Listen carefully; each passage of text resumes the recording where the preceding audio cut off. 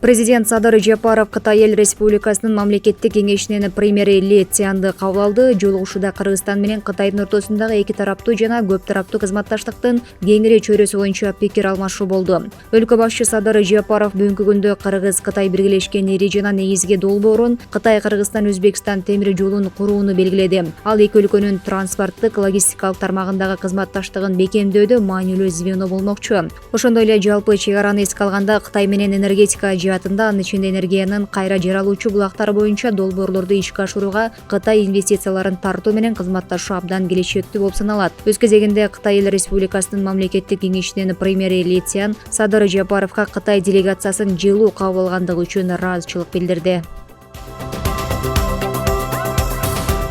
Министрлер кабинетинин төрагасы Акылбек Жапаров бүгүн Кытайдын өкмөт башчысы Ли Цзян менен кеңейтилген курамда жолугушуу өткөрдү. Анда соода-экономикалык, энергетикалык, каржылык, транспорт, транзиттик, айыл чарба, билим берүү жана илим багытында кызматташууну өнүктүрүү маселелери талкууланды. Акылбек Жапаров 2023 жылдын январь-июнь айларында кытайлык инвесторлор Кыргызстандын экономикасына $102 миллион инвестиция салганын белгиледи. Ал Кытай, Кыргызстан, Өзбекстан темир жолун куруу долбоорун ишке ашырууга өзгөчө көңүл бурду. Өз кезегинде Ли Цзян Кыргызстан Кытайдын ишенимдүү өнөктөшү болуп келгенин жана болуп кала берерин белгилеп, эки тарапты кызыктырган долбоорлорго практикалык колдоо көрсөтүүгө толук даяр экенин билдирди.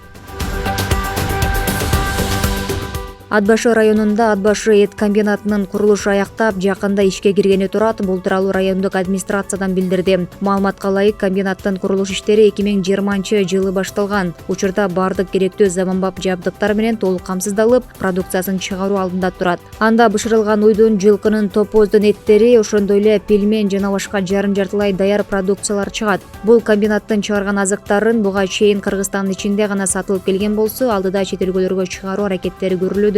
Ал үчүн атайын экологиялык, санитардык жактан таза, талапка жооп бере турган сертификаттар алынууда. Кечээ Бишкекте номер 48 автобус 2 адамды коюп кетип, бирөө каза болду. Бул тууралуу Бишкек шаардык жол коопсуздугун камсыздоо башкы башкармалыгынын басма сөз катчысы Тилеки Исаев билдирди. Окуя саат 14:30 чамасында болгон. Автобус шаардын Жибек жолу менен Аларча көчөлөрүнүн кесилишинде жөө өтмөктөн өтүп бараткан 2 кишини сүзүп кеткен. Алардын бири 82 жаштагы жаран окуя болгон жерде өзүнө келбей каза болгон. 48 жаштагы тургун мээси чайкалып, Бишкек шаардык улуттук ооруканага жаткырылган. Коомдук транспортто бараткан жүргүнчү жараталып, ооруканага кайрылган. Автобус айып жайына токтолуп, тергөө иштери жүрүүдө. Сауд Арабиясы келерки жылдагы ажылык сапар үчүн Кыргызстанга 6,5 миңдей квота берди. Бул тууралуу Кыргызстан мусулмандары дин башкармалыгынын жетекчисинин орун басары Самидин Атабаев билдирди. Ал 9 ноябрдан тартып 20 ноябрга чейин ажыга барчуларды каттоо башталарын, былтырдан бери 100ден ашык адам каттоодо турганын айтты. Алар буга чейин $1000 төлөгөнүн, быйылкы тизмеге кириши үчүн дагы $1000 төлөшү керектигин эскертти.